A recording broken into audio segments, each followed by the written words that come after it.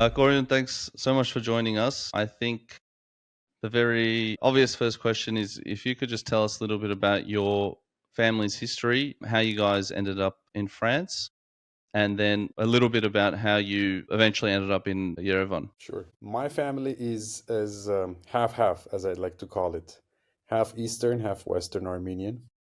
On my mom's side, my mom was born in Tehran, Iran, and my grandparents on my mom's side were also born, one in Tehran and one, my grandpa was born in an Armenian populated village near Isfahan, Iran.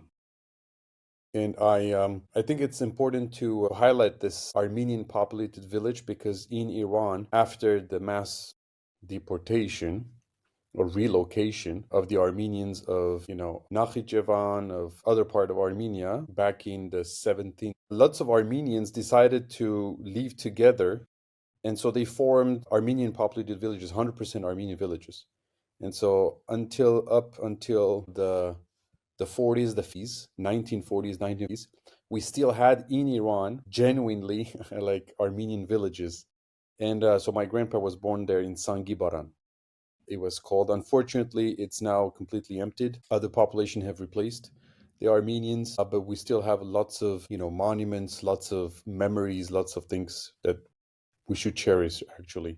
So that's my grandpa on my mom's side. My grandma, she was born in Tehran, the capital. But what's interesting about her is if we go, further in the past in the family tree, we realize that again, people have been either displaced, forcibly displaced, or just moved. So I have Bol Sahai, I have an Istanbul Armenian great-great-great-father on my grandma's side.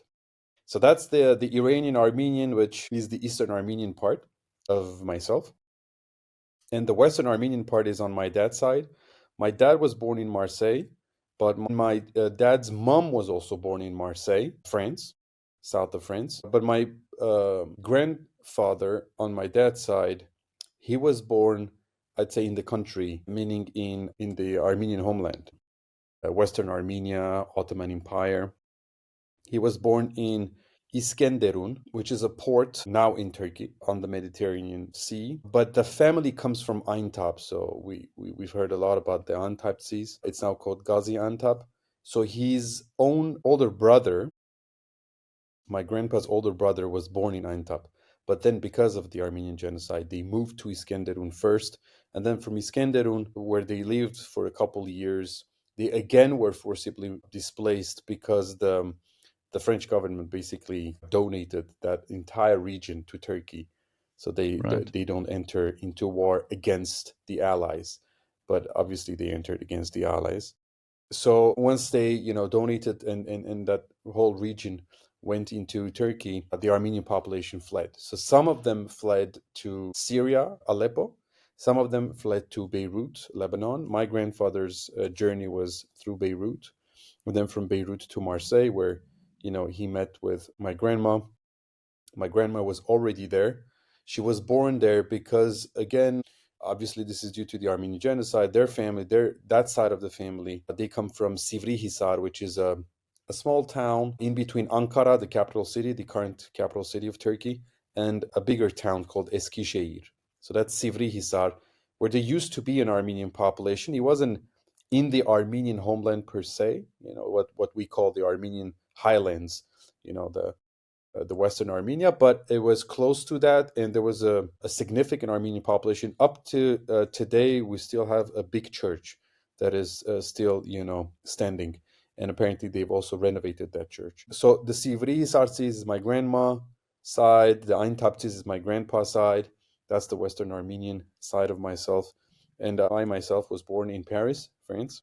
Out of all these different, places. I grew up in Paris, in a suburb of Paris, an Armenian populated suburb of Paris called Issy-les-Moulineaux. But I had very few interactions with the Armenians in Issy-les-Moulineaux. I had much more interactions with other Armenians living in the greater Parisian, metropolitan area.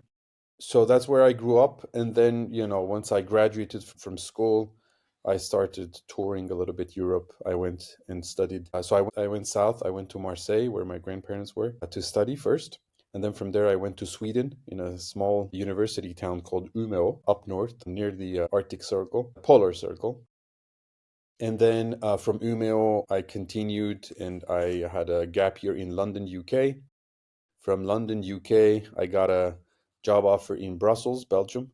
And then, so every time it's like almost 1 year. Like 2 years in Marseille, 1 year in Sweden, 1 year in the UK, 1 year in Brussels, in Belgium. And then I got back to Paris again. I just moved and got another offer. So I started working back in Paris in my hometown. And then I applied to the TUMO Center for Creative Technologies in Stepanakert, Artsakh.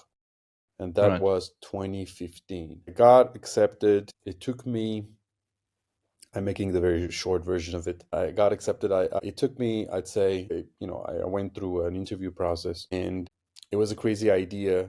We can talk more about that, obviously, but it took me 2 months to make a decision to move from Paris to Stepanakert directly, which I eventually made. And then I started working in Stepanakert at the TUMO Center as the center manager in January 2016. For 2.5 years, I was there. And then I moved on in my career. Right. That's the short version. Yeah. No. Awesome. So you've been everywhere in a lot of capacities. Like, so professionally, you've experienced a lot of different terrains. What I'm interested in is during that time, were your parents quite active in taking you guys to Armenia, or like what was sort of your connection with Armenia before you moved there in 2016? Absolutely. Yes, from day one, from when I was born, and then my sister, I have two sisters younger than me. We've always been connected to either Armenia, the Armenian communities, whether in France, in Marseille, in Iran, in the UK, in the United States, all over Europe, and also Armenia. So the funny part is we were very family focused. I guess naturally, when kids are young, they tend to, hang out with cousins and uncles and aunts. So we would spend our short breaks, academic breaks, for 1 week or 2 weeks, in fall, Christmas time, winter breaks, spring breaks in Marseille. So every time we would just go south from Paris to Marseille in France to see my grandparents. And from my grandparents, we would, explore the huge, big family. Just for the record, in Marseille, on my dad's side, we were about 150. Like, it was Wow. really big family and very close to each other, even geographically. So we would be in the same neighborhood. Our own house, my grandparents' house, it would actually be a huge compound. So like in the homeland, I guess, we would have our own house, single family home, let's say. And then next to that, it would be, the a great aunt. And then next to that would be another, uncle's house. And then next to that, so we would have 1, 2, 3, 4 houses in that compound, plus a little shoe factory. So 5 buildings overall, and then the rest would be very nearby. It's just walking distance, Right. literally, like no car, no nothing. So we would spend our short breaks with the family. So very family focused. But again, when I say family, we have to understand that, maybe Sundays we would go to the church, maybe not all together, but we would have that kind of habit. And then some of the family would be connected to a school. Most of my family outside in Marseille would be connected to some sort of an association or a club, a cultural club, a political club, anything, a sports club as well. So the Armenianness or the Armenian identity was, moving around that idea that, okay, there's a family, there's a bigger family, and then around the bigger family, there's history, and there are places that are connected. So that would be the Right. short breaks from day one, like from age 6 or 5, 4 even. And then the longer summer breaks, the 2 months we would spend it in Iran, in Tehran. Oh, So we would okay. just fly out with my mom usually and my two sisters, and we would stay at my other grandparents, my mom's side. And my mom has a brother, and my uncle and my uncle's family, which we were very close to, we are very close to, would live in Iran, in Tehran. So again, family focused, but again, it turns, around this notion of, okay, there's family, how is family interacting with their own Armenian communities? And we would hang out with their friends, related cousins, related friends, and again, institutions. And I always joke when I say that I even one summer, I don't know, I can't remember why exactly, but I even attended school in the Armenian community of Iran, like for a very short period of time, like 2 weeks or three Right. weeks. The flight was delayed or something happened, and my parents said, okay, let's just send him to to the kindergarten, preschool, or whatever. So in that scheme, right, short breaks and longer break, we would repeat these for 20 years, literally. Mm. So I've been in between my, Western Armenian, Marseille-based family and community, along with the Eastern Armenian, Tehran-based family and community. Obviously, in between, as I, grew up in Paris, where we would live, we would attend a Saturday school. We wouldn't call it a school; it was a workshop. They were kind of anti-school. We didn't want to repeat the, okay, you go to a French school from Monday to Friday, and then on Saturday, oh my God, you got to go to an Armenian school. So you kind of never have a proper break or weekend. You never pause. So the whole concept of that Saturday workshop was, you're going there, you're going to hang out, you're going to have fun. Obviously, you're going to learn things. Yeah. So we were taught things. We had courses, but it was fun. It was and everything was in Armenian. Everything was in Armenian. It was a very healthy and good and balanced mix between Eastern and Western, between parents, kids, and teachers, and approaches, to things. And just to come back very quickly on this Eastern and Western, because I always emphasize it. I'm both Eastern Western. I consider myself Armenian. There's no Eastern and Western. And that nuance of, oh, you guys speak Western Armenian, you guys speak Eastern Armenian, I truly realized it at the age of 15, 16. It never occurred to me that, well, actually Right. we were speaking quite differently. Yeah. Yeah. They never told me so. They never emphasized those differences. So we would go to Marseille, we would speak, it was a mix of French and Armenian, but the Armenian would be Western Armenian. We would go to Mm. Iran, obviously it was Eastern Armenian. Never we had this distinction uh, uh, you know, um, highlighted. Yeah. Yeah. But it reminds me, my grandma's, she's actually turning 100 this year, so she's quite old, but she randomly slips in and out of Western and Eastern Armenian because they were in Turkey and then they went to Syria or whatever, and eventually ended up in Iran. So yeah, she doesn't even realize that she's speaking a different dialect, and it's pretty interesting to see that in one person. So yeah, right. Yeah, so that's a good understanding. So you've had the Armenian side connected to the family, and the infrastructure's been around, in Paris as well for that Armenianness. Maybe you could speak a little bit about how, like, your sort of university journey, your career trajectory, and then how that sort of linked you to Armenia in the end. Obviously, you're living there now as well, and you've been working there for what, almost 10 years or something like that. Almost, yeah, 9 years now. 9 years. Yeah. So maybe you could talk a little bit about that, and then being center manager at TUMO. I think that would be a really good experience of your sort of transition into living in Armenia, as opposed to, I'm assuming you would have visited quite a few times prior to that as Yeah, well. I forgot to mention that part. So I've had interaction not only with the Armenian communities, here and there through my family, but also we would visit Armenia once in a while during summers in general. It was every 3 4 years, and then it became every year, and even at some point it became a couple times a year. And I would just, by myself go, and even, sometimes bring a friend, and just, spend, quality good time in Armenia. So education wise, there is a fundamental aspect that I'd like to share with you now. in terms of education, my parents were all about quality education, no matter Armenian or not, I mean, or Armenian or something different. And so the reason why I told you, I grew up in an Armenian populated suburb of Paris called Issy-les-Moulineaux. The reason why I told you this, because my parents decided to move there on purpose. Like, this is Armenian populated. Let's be among, our peers. And but because they were very keen on giving us very high quality education, and education has no language, education has no ethnicity, according to my parents, we ended up not going to the Armenian school. And there was an Armenian school in our suburb, so we could just walk to the Armenian school every morning. But they said it's just too mediocre.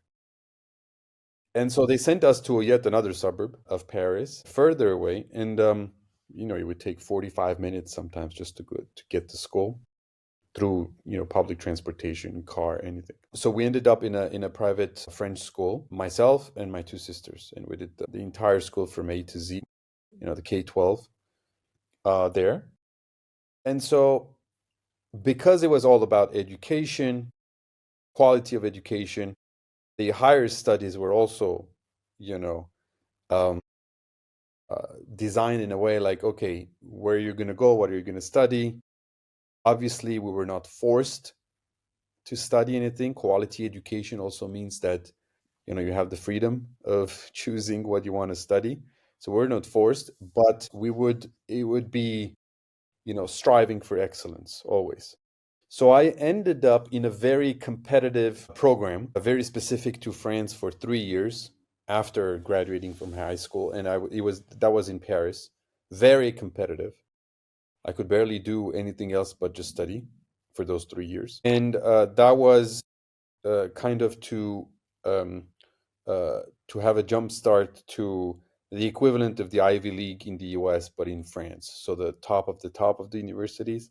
I didn't get to the top of the top, but I got into this nice league, sort of, in a business school. So I studied business bachelor's and business master's and MBA. So I went to Marseille. There is still a very good business school in Marseille. I did my bachelor's there. I started my master's degree there as well. And then I got a gap year, the opportunity to do gap year. That's where I Right. went to London. I worked with a friend of my parents in architecture. He was a French Armenian. So again, the Armenian connection, the Armenian network, power. In London for a year, that was a very fulfilling kind of year. And then from there, again, striving for taking all the opportunities that were given to me. My school had offered a dual master's degree abroad, so it was an international exchange, and that's where I applied, and that's where I got to the Sweden kind of part of my educational career. I went to Sweden. I finished my master's degree there. And from there, I was very interested in an international career. And I believe the Armenian factor is huge in there. We would visit Marseille, we would visit Iran. We would also, once in a blue moon, I think we did this 3 times, visit our relatives in the US, East Coast and West Coast, while I was young. So I had this appetite for, I had this hunger for, going and seeing new cultures, new people, new places. And so I decided to apply to, again, a very French specific program. It's an international program that gives you the opportunity to work for a French company internationally abroad. Right. Right. It has to be a French company. And obviously France is rich, and France has many companies outside with, franchises or, branches. So that's where I went to Belgium. Belgium is not that far. I wanted to go even farther away, but that's what I got as an opportunity. So I went to Brussels. I worked for a big French corporate in the banking sector. That's how I basically started my career from Mm. Belgium. From Belgium, I came back to Paris because the opportunity was just too good, and I went to management consulting in the financial services. And then from there, I was dating an Armenian, my current wife, and she was in Armenia, and she was working at TUMO, but she was working at TUMO Yerevan. And she said, I have, heard that they're going to open in Stepanakert, Artsakh. Would you be interested to apply? It wasn't plan A. Plan A was more her to come to France. But I said, why not? Would you follow me? The whole point being to reunite. So somewhere between, whether it was Yerevan, Stepanakert, Paris, or somewhere else. And she said, no, I'm not going to come to Stepanakert. And I said, okay. So I did not apply until the very last minute. And obviously, not only because she said, I'm not going to follow you, it was also very, quote unquote, risky in terms of career shift. It was not only a big move, geographically speaking. It was not only the fact that it was Artsakh. It wasn't maybe the sexiest place on the planet back then, although I had a superb experience. But it was also a big career shift. I had a very clear career path in the management consulting kind of industry. I was performing. My partner was very happy with my work, and I was going to be, promoted regularly, like from associate to senior associate to manager, senior manager, partner, whatever. And I was also kind of enjoying my work. So everything was fine, except the fact that she was not, we were not living together, kind of. Yeah. And so when she said Stepanakert, I was like, Stepanakert, TUMO Center. I mean, it is interesting, but I want to go with the pros and cons. And when she said, I'm not, joining, I'm not following you, I said, well, that's a big con. So I did not apply until the very, very last minute. There was a deadline, I remember, and we were talking. And that night, for the first time, I did my resume from scratch. Usually, the way you do your resume is just you add lines and you tweak a couple things. This time was like, well, it was a shift. So I had to kind of pitch through a resume and cover letter. Why would I make the move? Why was I, a good candidate, maybe? And so that night, it was a night kind of exercise for a couple hours. I took, a Microsoft Word document, whatever, and I started to craft my resume again.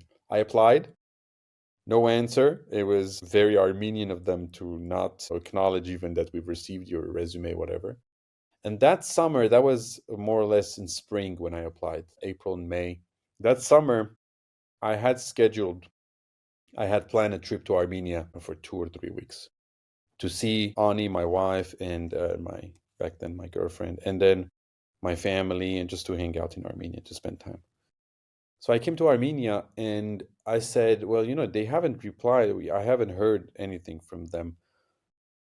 Should I push a little bit? And she said, yeah, you should push. So I, through insider stuff, I got into the building. I got into the interview process, and they had a whole pile of resumes. I saw that on the table, and they even showed the pile. They said, we haven't even started this process. And they were looking for somebody in October, and we were like July and August. And I had applied like April and May, and it was brand new for them. It was the very first expansion of their center's network. Anyhow, I made the interview. It was quite a long interview. I was interviewed at once with all the top executives. So there was Mary Lou, the CEO, her husband Pegor, and there was also an Aram Gümüşyan, who used to be the kind of deputy director. So all three of them, at the end of the interview said, okay, so what do you think? And I was like, what do I think? I mean, it should be, the feedback should come from you, not from me. They said, well, we want you to join. I said, oh my God, okay, so give me time. I wasn't prepared. So I took time. I took even too long, to be honest, because they kept, following up with emails when I already had gone back to France, like, okay, we need an answer. Like, we need to move on. We'd love to have you, but, if unfortunately you can't make it, we need to find another candidate. And so it took me a while. That I want to spend time on this specific aspect, because that's exactly when, you're making the move, when you're deciding, okay, this is time for me to repatriate, to come to Armenia. it took me time. I asked around, I asked my friends, I asked my family. My family was like, up to you, whatever. Just like the whole Eastern and Western Armenian. There's nothing forced, nothing, it's you make the decision, you make your own decision. My friends were more reluctant. They were like, yeah, but you have a good career. Are you going to be happy there? You're going to be alone anyway, and so on and so forth. By that time, obviously, my wife had also told me like, yes, I would come, and um, it took me a while, but I accepted. The only thing that I told them is I have to finish my project in my consulting project in Paris, and that's going to take 3 months. And that's usually how in France the law says, you got to give a notice to your employer for 3 months. At the total opposite of the America and Anglo-Saxon world, where in just the next day you can be out. Yeah. In France, it's very still protective. Whether they fire you or you just quit, you got to give 3 months notice. So I ended up accepting. They ended up having an interim kind of center manager while I was, completing my project here. And I moved to Armenia January 2016. And, just after 2 weeks of training and onboarding in Yerevan, at the HQ in Yerevan. I then moved to mid-January. I was there in Stepanakert. I remember it was very harsh winter, very snowy, very cold, very dark. And, they had secured a kind of an apartment for me. So we moved there. People, that same Aram Gümüşyan who had interviewed me at first, he's now in Canada. He came with me. So the onboarding was kind of really, well thought out, well designed. And that's how I started. Now, I loved TUMO. I loved my experience. I loved my experience in Artsakh, in Stepanakert. It was a magical blend in between management and education. So I was more focused on management with, through my education, MBA, etc., and also my career in the consulting industry. But I had always had this interest in education. Maybe because my parents were also like, you got to strive for the best, for excellence, etc. I was very keen on bringing the best of the best, and I thought TUMO was the best of the best in terms of after school education, and it is. I have to say, and so I had really fun. It was very challenging. I can tell very very few short stories. One is right up front, the staff. So the interim center manager had already recruited a whole staff, like I think 6 or 7 people, operational staff for the center. Right up front, I think it was day 1 or day 2, they told me, dude, you're never going to be an Artsakhtsi. And obviously, it wasn't my goal to become an Artsakhtsi, but just the fact that a foreigner, right, a non-local, comes to a place and people tell you, because I think before that expression of one of the staff members, I had told them, I'm very keen on learning the dialect, learning your culture, your cuisine, just, integrating into the Artsakh society. And the reaction to that, but you'll never become an Artsakhtsi. Okay, that's not a very welcoming kind of thing. And still today, I remember this because unfortunately, I think this is not only the case with the Artsakh, but us Armenians. We always, although we're all the same with different flavors, we like to make us, distinct on all. This is how I do the kebab. This is how you do the kebab. This is what I call the kebab. This is what you call the kebab. But to me, it's just unfortunate.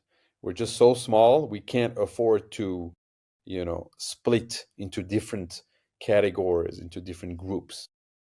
So that was one aspect that I still remember from my experience in Stepanakert. The second aspect that, again, I think it's worth sharing is lots of times, if not always, the locals would label me as a hero. I gave many interviews. TV, radio, at the local radio, local TV, different newspapers. And every time this question would pop up, but why did you come? Like, what made you? And I think it's unfortunate because we still don't consider uh, a relocation, a repatriation, or a simple move from one place to another to Armenia a normal thing. It's abnormal. It's extraordinary. And I believe we should not, even myself now in Yerevan, welcoming new repatriates, we should not label it as extraordinary. The more we label it that way, the more challenging it becomes for those who are contemplating that idea, because that idea is not normal. This idea is extraordinary, or it's abnormal, or those are exceptions.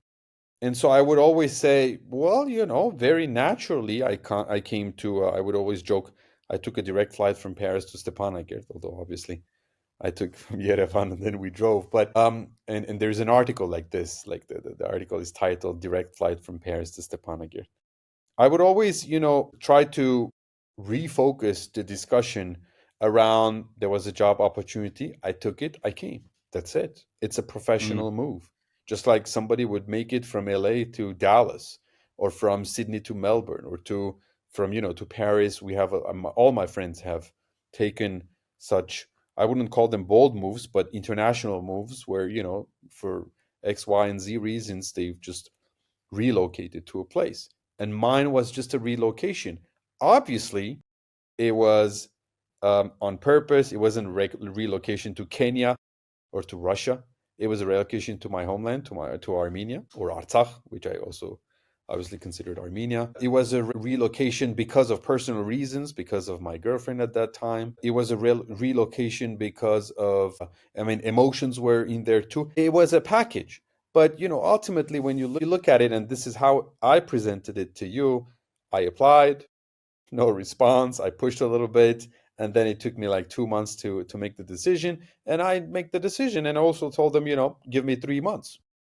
And they gave me 3 months, and I moved in January. So all in all, it was like a year, or almost a year, kind of, a move. But I think fundamentally, I believe we should treat repatriation, we should treat those relocations like a normal thing. And we should treat them as, in the framework of my career, in the course of my personal professional life, it happened that I just moved.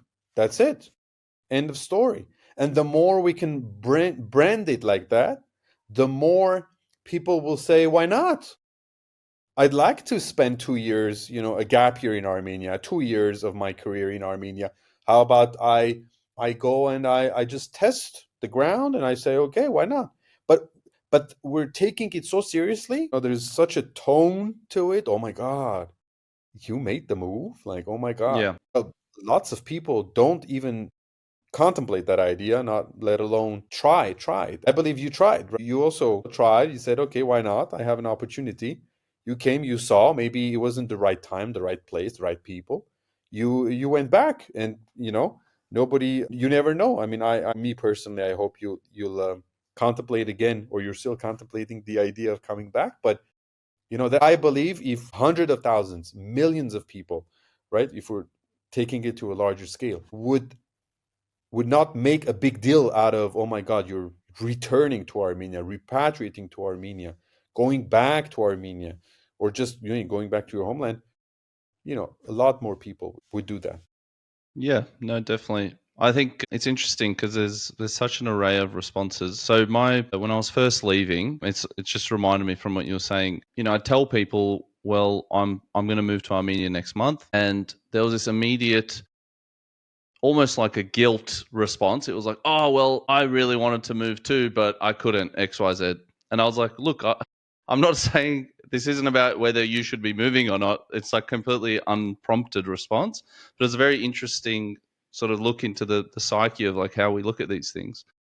And then the other side of that was when I did get back, actually right when I left, it sort of galvanized or strengthened my community position back home. It was like you've put your money where your mouth is type of situation.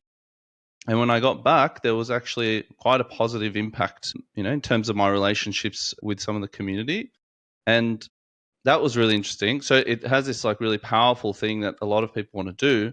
But as you're saying, there's this fear behind it of this, type of largesse. Like it's such a big deal, such a big loss. I'm not going to make as much money, or I got to get used to a new environment, get out of my comfort zone.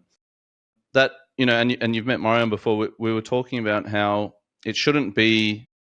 You either have to repatriate, or that like the only way you can contribute is by picking up your whole life and moving forever, and that's it.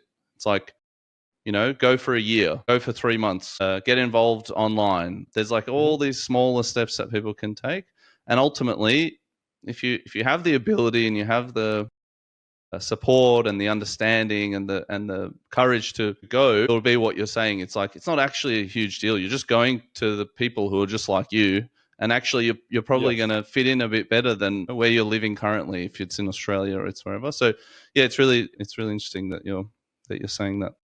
And so Yeah. the funny thing that happened is one thing that I like to, in terms of career trajectory, I had a predefined career path in France, which I quit. It was really predefined. After 2 years, you get promoted to this, after 4 years, this and that. In Stepanakert, at TUMO, specifically, was the Wild West. It was like, where are you going? What are you going to do? What are you going to learn? Are you going to get promoted one day? Are you going to grow in general, professionally, etc., etc.? My attitude to that was, I don't really care. This is not my immediate kind of need.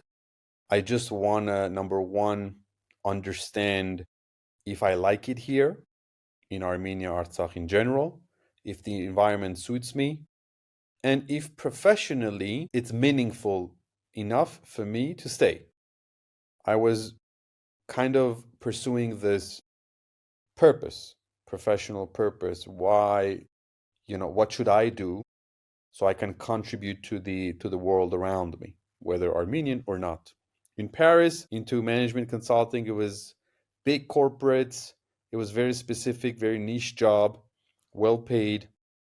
But was I really contributing to something? I was doing projects and after projects after projects, consulting projects. When I came to Stepanakert, it was beautiful to witness that a position, a job, a company, an organization in this case, and the environment could truly give you all that I just described. I was working my ass off. I was working from, I think it was 8 or 9 a.m. up until 10 p.m. every single day, including Saturdays and Sundays. Just because I was having fun. Just because we had so much to do. But it was also because I was having fun. I learned a lot. A lot. And not only because the environment and the language per se were different. I learned professionally. I learned new softwares. I learned new management skills. I learned new, techniques. I learned a lot of knowledge. I gained a lot of knowledge, a lot of experience, a lot of know-how, how to deal with, people management, how to deal with time management, how to implement projects where there's no notion of deadline. There's no notion of risk management. All this kind of thing. It was really the Wild West, and I love that environment. I can say that I performed just because I was very hardworking in that specific role. And also in terms of impact, we grew the number of enrolled students from 1 to 2. I doubled, basically. I also made some deal with the Artsakh authorities. So they spent their own public money on TUMO buses so that we can bring people from all the nearby villages. So it's not like kind of a Stepanakert exclusive group. And we went more than, I think, 30-ish villages. Every single day we had a whole system of TUMO buses coming and going and coming. It was marvelous. It was beautiful. It was very good time, both personally, professionally. Personally, obviously, at some point after 6 months, Ani, my wife, joined me, so we reunited. in the same place. Personally speaking, I really discovered Artsakh. I would take my car and every single, I would go to the villages to present the whole TUMO program, and I would, meet with the people, meet with the locals, the discover the surroundings, the nature. I had one day off, actually. That was Saturday. Sundays we would work. Saturdays we would also um, travel a lot to the regions, go to fests, go to different events. Every time a new business would open, like a restaurant, a cafe, we would be the first to, experience it. It was really, really fun. People tend to, people say, but did you miss something from France? Yes, of course I missed things from France. I mean, we didn't have any Mm. avocados, right? Right. We didn't have any sushis. We didn't have the diversity in the grocery stores that we used to have, in Paris. We don't have the diversity of entertainment, leisures, events, cultures that we would have in Paris. But all in all, with whatever we had, we would be super happy. So if the Right. end goal is to be happy, I was happy. We had 4 restaurants, and sometimes, Ani and I would look at each other with like, okay, again this restaurant, yeah, again this restaurant, let's go. We'll try something different on the menu. So, but we were just happy. It was small. It was kind of the less is more philosophy. Right. We would have a closer. We made friends, so we started having our circles of friends.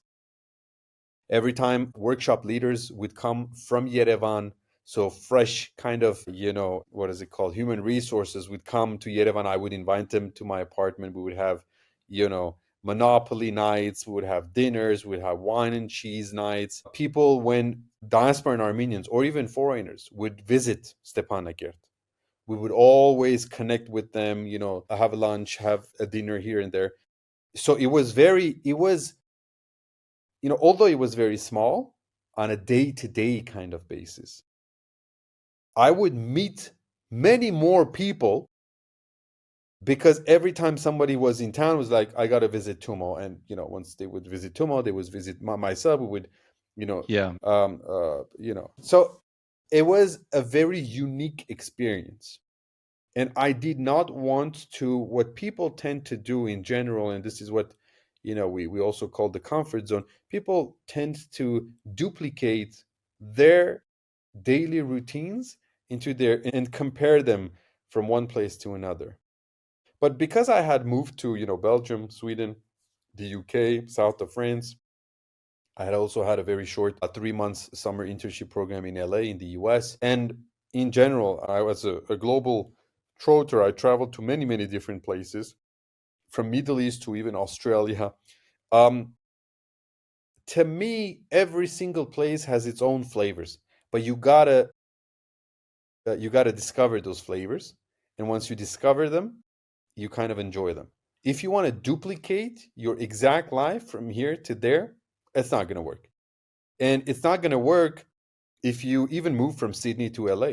The Australians have different habits, different culture than the LA people have. Yeah.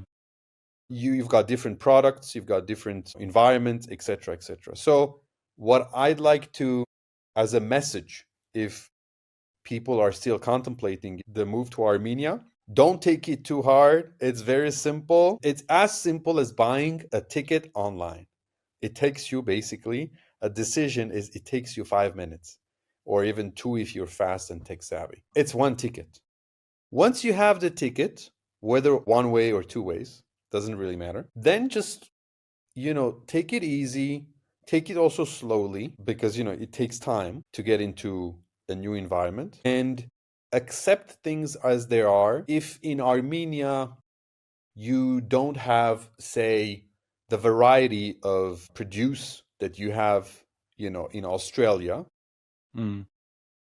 the good part is once the season is, there, spring and summer, you have awesome fruits, seasonal fruits. And the culture here is, now it's the apricot season. Oh, now it's the watermelon season. Oh, now, and truly, that's how you move. It's not like in wintertime you want a watermelon. So that those kind of habits, those kind of, logics, they're gone. So you might not have 23 types of tomatoes, but you'll have really good seasonal tomatoes, for instance. What I found with this particular tension of the, comparing to where you've come from and trying to duplicate, potentially try to duplicate your life from back home, every time I would sort of come up against some sort of friction, I'd realize that, if I'm going to try to deal with it the way I would back home, I'm just going to get upset. It's going to be, like banging your head against the wall type thing. And then you're basically getting rid of your own agency to do anything. And I think that's partially because in places like Australia and maybe other, European or Western countries, there's a bit more of a structure and a way of doing things. And, not to like say that there's no structure in Yerevan. It's just like, or in Armenia or Stepanakert, it's just a different structure. So the example I always use is, and it's to do a bit with my architectural background. If I wanted to build a piece of furniture in Sydney, I'd go to the hardware store, I'd buy a bunch of materials. It would take me a while. I'd have to, plan it, draw it up, and I'd make it. And I'd probably make something that's not very good, but it would cost twice as much as going to IKEA and buying a really, really nicely made up piece of furniture. While I was living in H.Hovnanian for a bit, so in H.Hovnanian, I wanted to buy some gym equipment, and it cost, like almost 3 or 4 times more than it would have cost in Australia. So I was like, well, I can't pay this much money. It's, it feels really stupid to do so. What can I do? And one of our neighbors was like a steel fabricator. And I was like, hey, mate, I drew a diagram on a piece of paper. I'm like, can you make this for me? And he's like, hemming and hawing. He's like, look, I could, but it's going to cost you this much. And he thought he was, being a little bit clever. And I was like, yeah, that's, literally 10 times cheaper than it is from the shop. That sounds great. And I was very happy to pay it. He's like, oh, he's struck a deal. I'm going to get what I want. And he built this thing, and it's amazing. It's like I've still got it in the backyard there. And it sort of taught me that the system's very different, but you just got to sort of think about what's there for you to utilize to get to your goal or to get to the thing that you want to do. And that's always been a very, very interesting example, because you can't do that in Sydney. In Sydney, if you went to get something custom made, the cost would blow out. It's more the pre-made stuff. And just on the produce, in a similar type of situation, I just started buying eggs and cheese and milk from the neighbor who had a cow and a few chickens, and it was like such good food, but it's seasonal. It also cost next to nothing, which was not a huge consideration. But what's the difficulty there? You're used to always going to the supermarket. You have to change your own habits. Okay, I'm not going to go to the supermarket. I'm going to go ask around, talk to people. I can't Google chicken laid eggs, local seller. You're not going to find anything. So yeah, it's always finding the right way, and most of the time, it's actually something much more interesting and exciting than it would have been compared to some of the easier paths you have back home. So, or like back in the Western or Anglo-American countries. So yeah, Absolutely. You gotta change your mindset and be ready to adapt yourself to the local realities in all different spheres. If one is not ready to do so, then I think the move is just not as powerful. But yeah. So if we go back to the Stepanakert thing, I eventually ended in Yerevan. So I ended up in Yerevan. After TUMO, I was very excited. I was hardworking. They promoted me to open, and I also had that advantage to speak French and English. So they promoted me to expansion manager kind of thing. And I started traveling. I went to Paris, where we were going to open our very first international branch, and they ended up sending me there for 6 months. So I went back home for 6 months as an expat, but Armenian expat. So it was very fun. I was, I had a contract with TUMO Armenia, but I was working in Paris for TUMO. We set up the whole curriculum, the whole product, the softwares. Even we built their TUMO mobiles, the special chairs they have, individual chairs. And then I handed over. And the whole goal was that I go from place to place, based in Armenia, but 2 months here, 3 months there, and then I come back to set up new TUMO centers internationally. So the next would have been Beirut in Lebanon, which I was very, very excited. I had my plane ticket, we had the security apartment, everything. But an offer came from COAF, the Children of Armenia Fund, and it was just too big to say no. So I said yes. That's my next move in terms of career, and I moved to the Children of Armenia Fund as their executive director. And again, a fantastic experience. It was more of a regional experience. The COAF is working in the regions of Armenia in different spheres: education, health, social services, and economic development. So I got to travel a lot to Armavi region, the Lori region, the Dabush region, Aragazotun region. And at the same time, it would fundraise, aggressively. So we had our annual galas in New York City. And I would travel there once a year, or sometimes even more often. That was a whole new experience, and what I liked and what I loved about that is, number one, I was headhunted, which makes me think that in Armenia, if you do your job very well, because it's small, you have maybe a lot more chances to be seen and to be Right. headhunted. It was also a very good proof of, well, you can succeed in Armenia in terms of career growth. You can actually grow. So, started in Stepanakert, then got promoted within the organization, got to travel and open up, new centers. And then they just, identified me, I guess, and they headhunted. After COAF, where I am now, is the Hovnanian Family Foundation. Again, I was headhunted. So that move, after 4 years spent at COAF, I decided to move on and to do something a little bit different at the Hovnanian Foundation. And again, it's a very good proof that one can truly grow professionally in Armenia. And so today, and it's been 2 years now, I am the executive director of the Hovnanian Family Foundation. It's one of the biggest private foundations globally, Armenian private foundations. And, we are set to double what we do now in the years to come, in 3 or 4 years. So very exciting, very niche things that we do. We have programs such as Birthright Armenia, AVC, Armenian Volunteering Corps.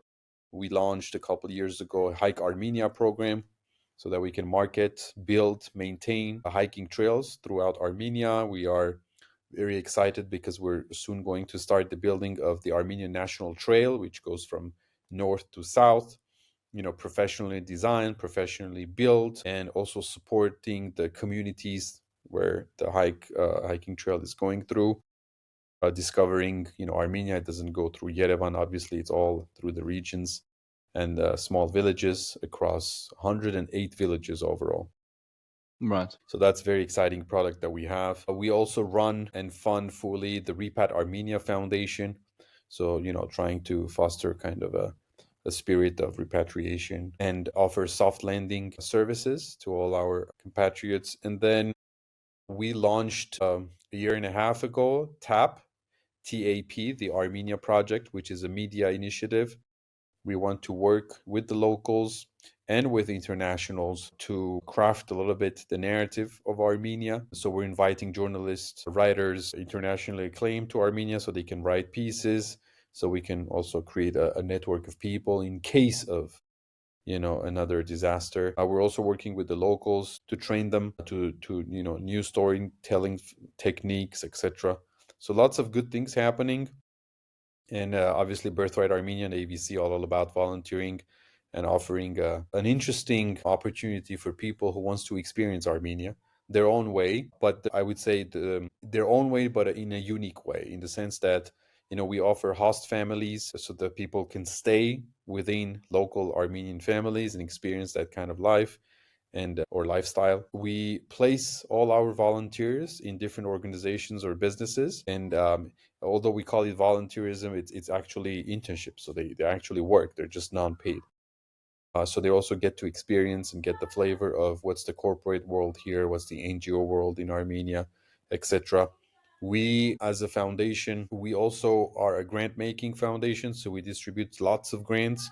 And I have to say, we are actually the biggest grant-making foundation in Armenia. So besides the EU and the USAIDs that just froze everything, but besides the international organizations that distribute lots of grants, I have to say we're the biggest that accept unsolicited grants. So that's quite exciting to also understand, how to revitalize the civil society sector and try to do things in a different way. We are a big supporter of some of the government-led, state-led initiatives like eGORDS.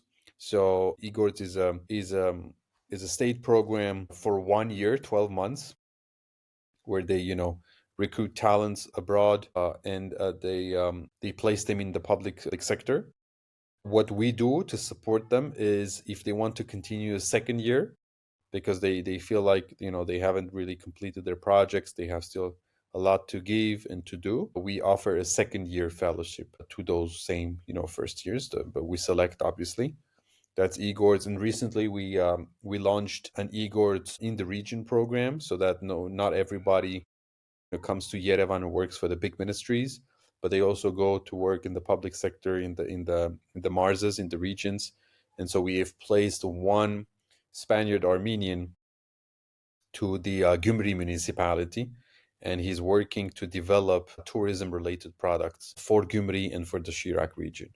So very exciting stuff coming up. All in all, I think we also distribute fellowships, travel grants, let's say travel fellowships to Armenians based in Armenia who want to participate and have an active role in in different international platforms, whether they compete for chess, for sambo, for whatever, or they just exhibit their artworks, or they're academicians and they just want to present their researches.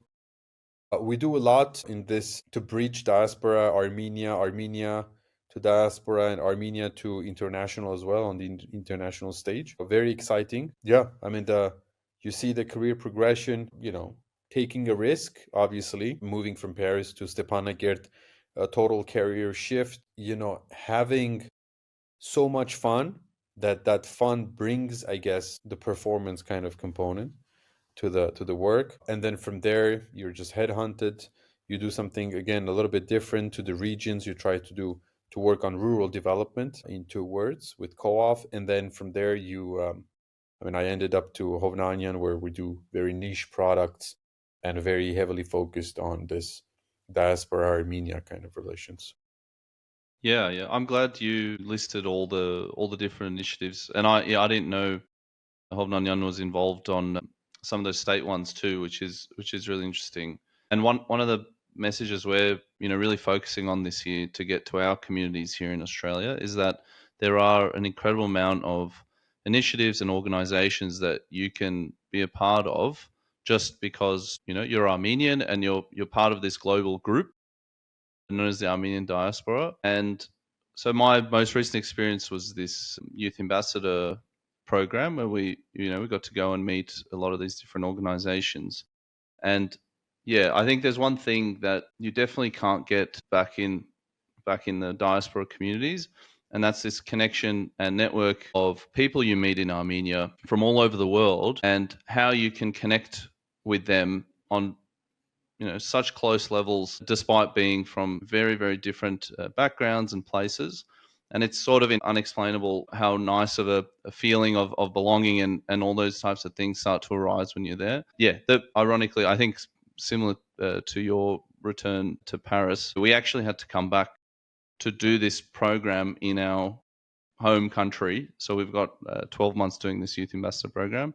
But looking at things like eGORDS, you can get. I've heard some which we've spoken about on Artsakh before. A lot of people who get really incredible opportunities in government organisations that otherwise could take years to get to certain levels of decision making and a seniority in some of those institutions, organizations. I think just one more thing I wanted to touch on, which we've already been speaking for quite some time, was the professional opportunities. Now, on one hand, yeah, I think it is a bit of a there's a bit of a dichotomy in architecture, at least architecture construction, which is a type of job that really relies on a bunch of small partnerships that you have to do with lots of teams of people to actually do a project. While I think there's a certain level of non-refinement of industry from my experience in terms of architecture or construction, I think what was offered in return was amazing that you can't actually get in Australia. So TUMO is a very sort of, from when I was working, I was reporting to Marilu, but we had this sort of very flat structure in a way. The whole team was basically on one level. And I actually got to meet some world famous architects as like project manager on our premier project. I was first point of call, and I went and had coffees with people I'd study about at architecture school. And you think about that in Australia, those types of relationships and positions are so, jealously held by people so high up above you that you don't even know, you might not even see them ever working for some of these companies. And so there was these amazing, I could list a number of them, but there was all these really, really amazing opportunities that you just would not be able to get in places that weren't Armenia. So that sort of stuff is it's unforgettable, and it's very unique. So I think there's so much to take there. If people are worried, about the professional aspect, it's like, as you're saying, you really shouldn't be.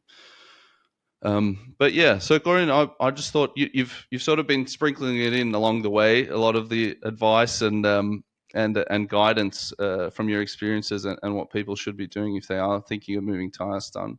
I think what really interests me is if someone is looking to be part of civil society groups and be an effective person in that sort of sector of the country in Ayastan. You had a business background, and now you've gone into you've left the private sector and you've gone into the civil society sector. What do you think is the best sort of way to prepare in order to have a maximal impact? And I know it's quite a broad question, and it's not like what should you study or what companies should you work at.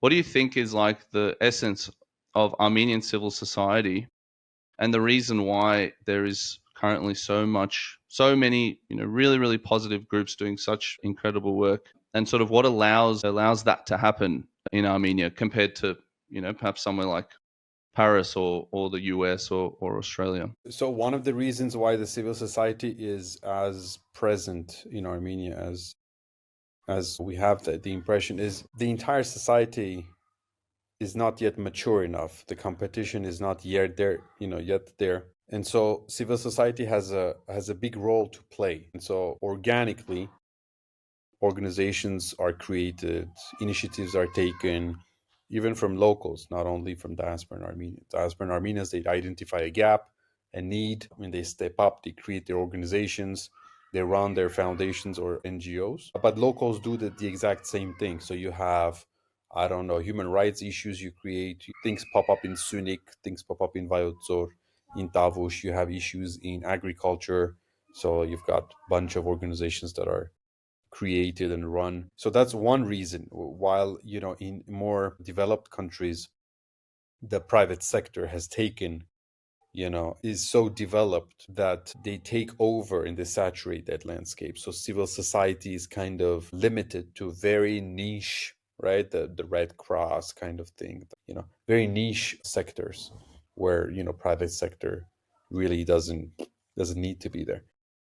There's no market for it. Now, little by little, there is a phenomenon in Armenia, I believe, and I can kind of see it too, where the state, getting richer and richer. In the past couple years, we've doubled our GDP in Armenia, although it was very low to begin with, but still, there's a big growth happening lately. The state is taking over some of those gaps, and so there is the civil society is shifting into different spheres. Infrastructure wise, I can tell you it was Armenia is still very underdeveloped, so there's much to do, but foundations like even COAF or others would step up, would repair a school, a village school, would procure all the all the furnitures, etc., for a school or for something, something in the region. Now the state, little by little, it's still slow, but it's taking over and saying, hey, you know, we got it, basically. We got it. It's planned, and we've got the budget which will be allocated. Is it as good as the NGOs and the civil society was doing? Maybe not, but at least something is happening in there. So the civil society now is, I guess, more shifting into the soft programs. So the state, very big bureaucracy as everywhere, is still struggling a little bit in terms of implementation of programs. So even though they're reforming, the healthcare system, they're reforming the educational system, they're reforming this and that, there's still a lot to do to build capacity. So civil society should have, a real role in there. Design all the programs, create the content, because it's one thing to say we want better teachers teaching STEM. Um, subjects. If you don't have, well, there's infrastructure issues, obviously, but then once the infrastructure is there, I'll give you an example. The state has started it, and it's been 2 or 3 years now, I believe, furnishing all the labs in the regions of Armenia, which was unseen for many years since independence. So, people are getting all the, the chemistry and physics stuff, Right. but the content yet to be developed. The teachers are yet to be trained in new capacities, etc., etc. So civil society has a big role playing in that. And then I believe civil society in Armenia should at some point be the ones who are doing pilot and experimenting things, so to take it to a larger, a big scale, at a state scale. The state is not that capable of spending public, money on trying things. They can, but I think civil society has a huge role in playing in that. Now, what can diaspora do in regards to all this, dynamics and all those needs? So, a lot of time there is a misunderstanding between diaspora and Armenia. And Armenia is changing, whether in the good direction or bad direction, but it's changing. It's an ever evolving society, ever evolving environment. Even the environment is changing, ever evolving mentalities and culture and so on. The diaspora is also changing, obviously, but the mindset towards the homeland, towards Armenia, is not much changing. So what we've been, transmitted from our, older generations, this is Armenia and Armenia should be, well, that mentality is hardly changing, especially within the classical kind of diaspora groups. They still see Armenia as a beautiful, clean, healthy, and so on and so forth country.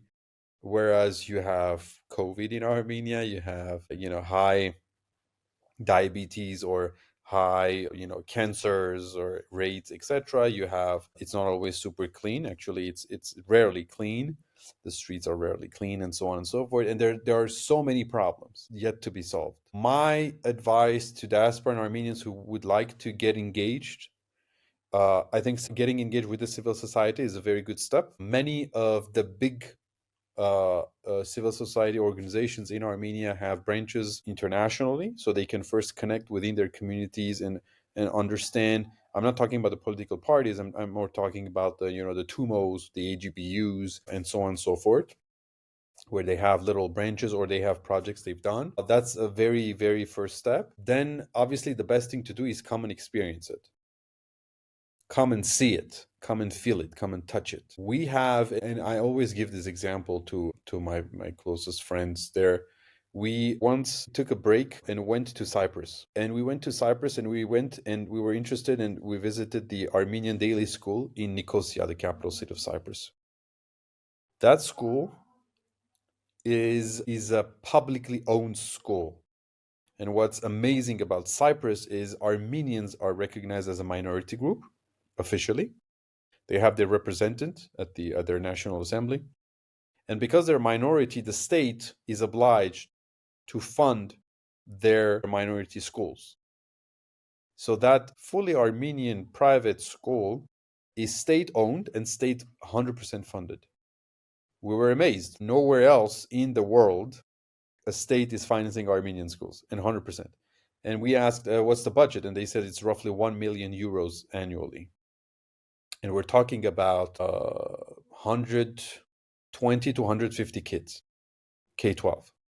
No, not K-12. There's a preschool, and then it stops at ninth grade. So there's no high school. And we were like, 1 million euros annually that just comes from the taxpayers in Cyprus, non-Armenians, and they pay everything, the salaries, the furniture, equipment, whatever, the utilities, everything. And they even built the school with state money.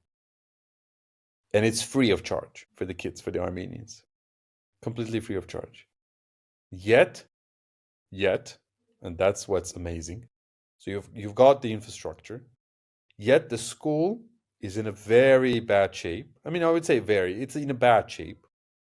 It's not as exciting as all the rest of the private schools in the diaspora, where you have some campuses, you have some stuff to make us proud, especially in the West. Yet the enrollment is very low. I mean, we're talking about 120, 150 kids where, they have more capacity, but people prefer to go to private American or British, schools in Cyprus. And yet, that's the most amazing thing. When you ask the people who work there, direct principal, deputy principal, whatever, the teachers and so on, they don't realize that their school is in a worse condition, many of the new schools in Yerevan. So we asked, do you come often to Yerevan? They said, yeah, we do visit, once in a while. And we asked, have you visited the IB school? Have you visited, this and that school? I'm not talking about the public schools, but just the new ventures that are, that are in Armenia. They said, what is that? What are you talking about? So that parallel of working in a specific institution as your day job, not knowing the equivalent. I'm not talking about the state schools, but some of the schools that are really, really cool in Armenia, and not realizing that things are moving in Armenia, and at some point your school is going to get even worse than the public schools in Armenia at some point.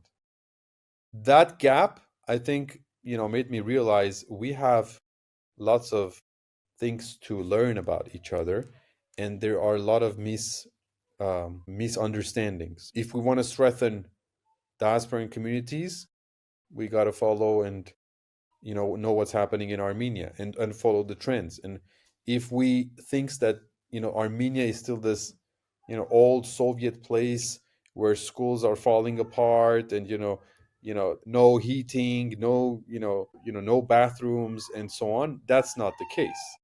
The new schools that are being built even publicly with state funds lately, so they have a huge program of building 300 schools throughout Armenia and mostly in the regions. When you see the opening of the new schools or even the renovations of some, it's okay. It's in a good shape. It's not state of the art, but it's in a very good. At least it's better than the Nicosia school. So that's what I want to invite people. Through civil society, it's a very good way of entering the realm of your Armenianness and your connection to Armenia. Connect with your with their networks if they have international networks, and then come and experience it. And you can either do e-gourds, either be an ambassador just like yourself, either come and volunteer. When you volunteer, the great thing about volunteering is you get an insider perspective of the organizations, of the day-to-day life.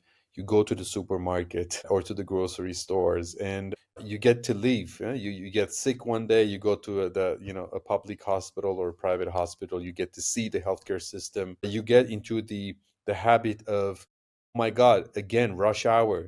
How can I avoid this rush hour? You understand that there's rush hour in Armenia, which means people actually go to work and come back in mass, and so on and so forth. So experience, I think that's the best. And you can give yourself 2 weeks, you can give yourself one month, 1 year, whatever. Yeah, no, I think it makes a lot of sense because the civil society is so much more necessary in countries of a certain level or certain stage in their development.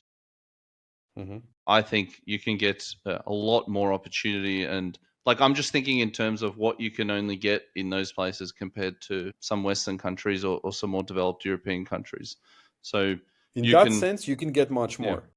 yeah, yeah, Just yeah. like when I, the way I grew professionally, I wasn't supposed to manage people and a team until, let's say, 5 or 7 years of experience in France.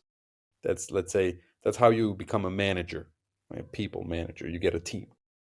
In Armenia, it can be much faster if you have the capacities and if you just perform. In terms of opportunities, there's so much to do that even if you're not a genius, you know, you can identify very quickly if you come from a Western background and education and even experience. You can identify so many gaps because also it's a small country and small society. Not only there's much to do because we're at a early stage of development, but because of the size, you can differentiate yourself very easily because the market is not that saturated.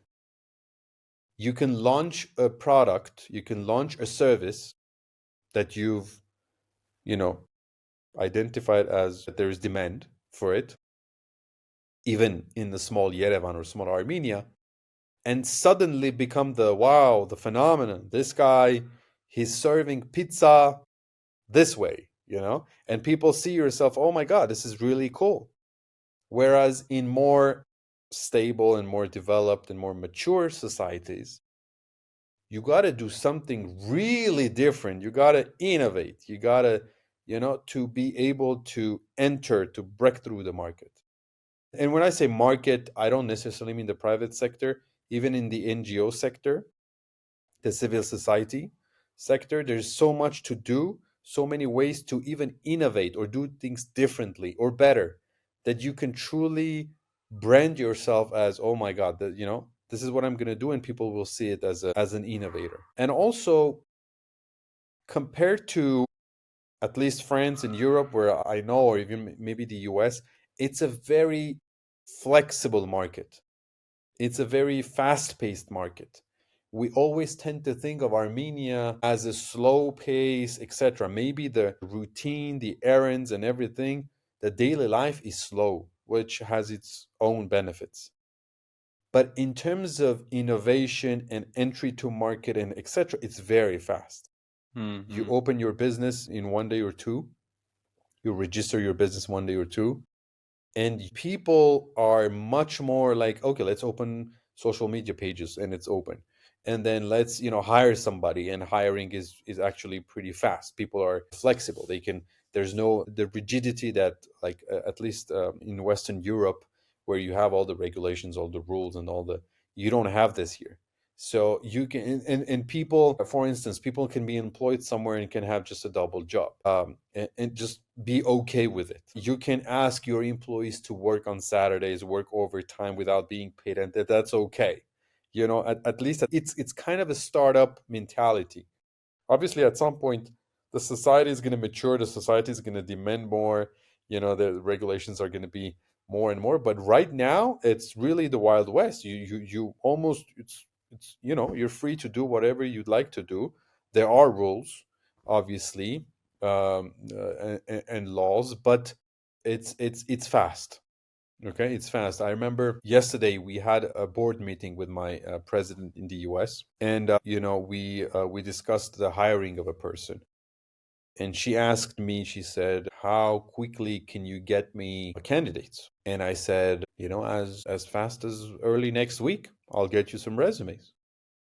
And the reason why is because the society is small, so the pool of candidates, we're not talking about the job boards online where people submit resumes, etc. It's much faster. People are also fast to react. They see an announcement, boom, they're hungry of a new job, a new professional experience. So it's very exciting. It's an exciting time to be in Armenia. Mm. As we are developing, as much as we have challenges externally and internally, as much as the risks are there. I don't want to get into politics, but obviously we all know the many challenges that we're facing. the threats and even existential threats that we're facing. But it's an exciting time because you're truly being you're truly seeing your impact, and you're truly being part of something that is changing day to day. Day to day. The more you go to the regions, I was asking someone in Gyumri, how is it going? And that person automatically say, oh my God, this is crazy. I mean, we've got street lights now, we've got a new restaurants, we've got a new, hotel opening, and soon the road from Yerevan to Gyumri will be just an hour drive, and so on and so forth. So you kind of feel the development. What I sense in the West, in the mature and developed West, is obviously it's progressing. Obviously it's going, from 1 to 2 and 2 to 3 in terms of levels, but there is an evolution. But it's so big, it's so specific, even sometimes, that you don't feel that, right? It's not like in Paris a new restaurant has opened, you get excited. But in Yerevan, a new restaurant has opened, you get very excited, because it's all over. Kind of, you're also part of it. You're going to go, you're going to taste, you're going to talk to your friends, you're going to be proud of it. You're going to say, hey, there's a new cuisine now in Yerevan. But in the West, it's different. It's so mature, it's so saturated as well. You always have the huge, the choices, but choices are limited in Armenia still. But once you get from 2 to 3 in terms of choices, you get excited. Once you get from 1,000 to 1,001, there's no much excitement, Yeah. I guess. Yeah. And just to further illustrate that, I feel people, really get around the new stuff in Yerevan. Like if someone opens a new restaurant, everyone wants to be there basically straight away. So the uptake of new things is very rapid. Mm-hmm. And Sure. yeah, when we were hiring, like we were trying to find a project manager, like a few project managers for this project we're doing at TUMO. The number of people coming in and like the level of their enthusiasm and qualification and stuff I basically wanted to hire every single person that came in. I'm like, this person's gonna be great. Next person come, yeah, this person's also gonna be great. And it was this sort of like for an employer at least, it was this huge pool of just incredible people that you could take your pick from. Whereas here, it's like when I started working for this publicly listed developer, we had to do exams. Basically, we went through a number of interviews. It was like aptitude and like literacy, numeracy tests. And they'd hire like 10 people, and they'd fire 9 of them. And it's just such a different approach, which I think it as you're saying, it's so much more exciting in Armenia at this time. So yeah. And look, yeah. Do you have anything to say further to that? No, I think, again, I'd love to see lots and lots of different people with different backgrounds coming into Armenia, experiencing Armenia on their own. And just like I said at the very beginning, don't take it too seriously. You might like it, you might feel comfortable, but you might also say, this is not for me. And that's fine. I guess Armenia is not for all the Armenians at this stage, but those who really are eager to be part of Armenia's development and be in the Armenian history textbooks rather than outside of the textbooks, well, Armenia is your place. I always tell my friends, it's we grew up reading Armenian history. The good things and the bad things, mostly the bad things, and all the disasters and the wars and the genocide and the massacres. In 100 years, in 200 years, in 1,000 years, do you want to be not in the textbook, as with your name, obviously, but do you want to be part of that textbook, or you want to be an observer, and say, yeah, Armenia in the 2000s, they gained independence, and then they lost Artsakh, and then there was a revolution and blah blah blah. I see myself in the textbook. That's where I belong. There is an expression, maybe in English too, but I'm not familiar with that expression. It's like I'm like a fish in the water in Armenia. That's how I feel. And because of that feeling, because of that belonging, I get even more excited for things that I see, things that are new, things that are changing. And in terms of my own work, I naturally put even more effort into the work that I do, because I care too much.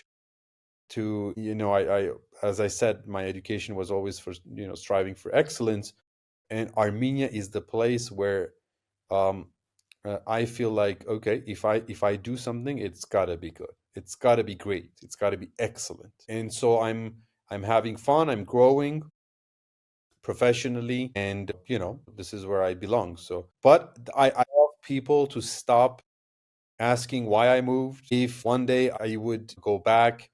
It's just I happen to be in the place that I feel comfortable. This is my comfort zone today. Obviously, if I had to move for XY reason, I will move, and I will adapt again. This is also my personality. But when people say, well, not everybody is like you, Korioun, has had the chance to go through all the amazing organization and job positions, and I get it. And that's why I say, there's a time for everyone. People, I was thinking when I was a repatriate yet 10 years ago, I was thinking, at some point I'll go to Armenia. But that point I couldn't define. It was maybe as a pensioner, maybe it was a middle life crisis time, maybe it was, the day after tomorrow. It happened, whatever happened, and it happened naturally. And that's why I keep saying this, let's not take it too seriously. It's a normal thing. And people of diverse background, diverse reasons, they come together, and some people leave and then come back. I've seen those cases too. People, we have good friends who came before us when Armenia was even less developed. They had good jobs, etc. But ideologically, they were, against the government. They were against all the things that were happening. They left. Literally, they left. They went back to the U.S. And 2 years ago, they came back. Two kids. So they left with two. They came back with four. The kids were born outside of Armenia. That's fine. But now they're four, and they're happy to be here. And I guess the idea matured. The idea of repatriation matured in them, and they don't even have jobs, so they're looking for jobs. Even their personal situation is tougher than before. So, but they're convinced. So time. It's a great time to be in Armenia, but if you feel like it's not your time, you know, your time will come. Right, right. Yeah, and it's just this idea of permanence. I think that's been obliterated in our time. Like me and my wife, we talk about that all the time. How we just so when we came to Australia, people are like, oh, so you guys are here, back for good. And we're like, well, we don't we don't know what that means. Yeah, maybe for a few years, but there's Armenia or the US or whatever else that's always on the cards, depending on how things go. Yeah, Gordon, we've already spoken for a lot longer than originally planned, which I don't want to keep you from other obligations you might have. But is there anything you've already given really good summaries of ways to get involved, really good advice on how to think about things, how to approach things. Is there anything else you want to add before we close up about this topic? Well, the only thing I'll add is if somebody is interested in my own journey, or obviously where I've worked, and interested to learn more about TUMO, COAF, Hovnanian Foundation, in general, the civil society, I'd love to walk them through that. I believe, having lived here, experienced, worked, I can share many insights for whoever is interested. So do not hesitate to contact me, and I'd be happy to you can put them in touch with me, introduce them to me. It's also a way for me to connect with my peers internationally from Armenia, and to grow also that network of interested people or interesting people. So yeah, I mean, thank you very much, Andre, for this opportunity. Good job, whatever you're doing. I know you're doing with a big heart, and you're also one of those few, I have to say, that came, experience, went back, and are still involved. They're not like fed up with, oh, I don't want to hear anything about Armenia or Armenianness.